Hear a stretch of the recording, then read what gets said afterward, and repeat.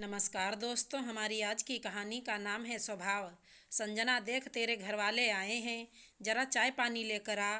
बड़े दिनों बाद दर्शन दिए हैं तेरे मायके वालों ने, जरा अच्छे से खातिरदारी करना, कोई कसर ना छूटे। संजना की सास उर्मिला जी ने ताना कसते हुए बोला। संजना थोड़ा गुस्से में, जल्दी आए तो भी आपको परेशानी है और ज़्यादा दिन में आएँ तो भी आपको परेशानी है, नहीं आए तो भी आपको परेशानी है और आएँ तो भी आपको परेशानी है। आखिर करें क्या? आप ही साफ साफ बता दीजिए।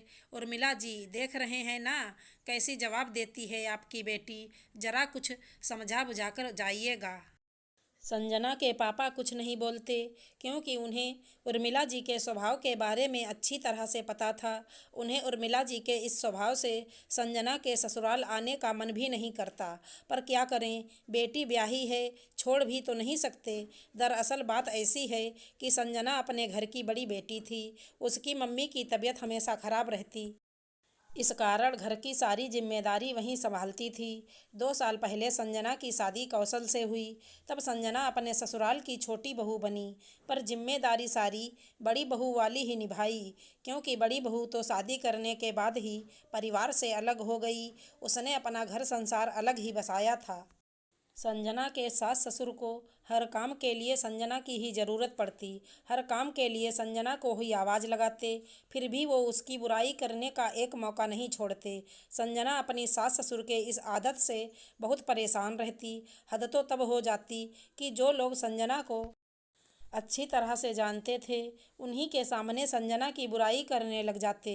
संजना की शादी के कुछ महीनों बाद उसकी सहेली रीना संजना से मिलने उसके ससुराल आई और उर्मिला जी ने उसी के सामने संजना की बुराई करना शुरू कर दिया। संजना को जब इस बात का पता चला तो उसने अपने पति कौशल से कहा, देखो आप माँ जी को अच्छे से समझा दीजिए, किसी के भी सामने मेरी बुराई करना शुरू कर देती हैं। अरे कम से कम जो लोग मुझे जानते हैं उनके सामने मेरी बुराई करके अपनी जगहसाई तो ना कराएं। अगर मैंने कुछ बोला तो आप मुझे ही गलत बोलेंगे और मैं नहीं चाहती कि घर में किसी तरह का कोई कलेश हो और इसका प्रभाव हम दोनों के रिश्ते पर पड़े। माँ जी की इन्हीं सब आदतों की वजह से जेठानी जी ने अपना अलग घर संसार बसा लिया और देखो शांति से रह रही हैं।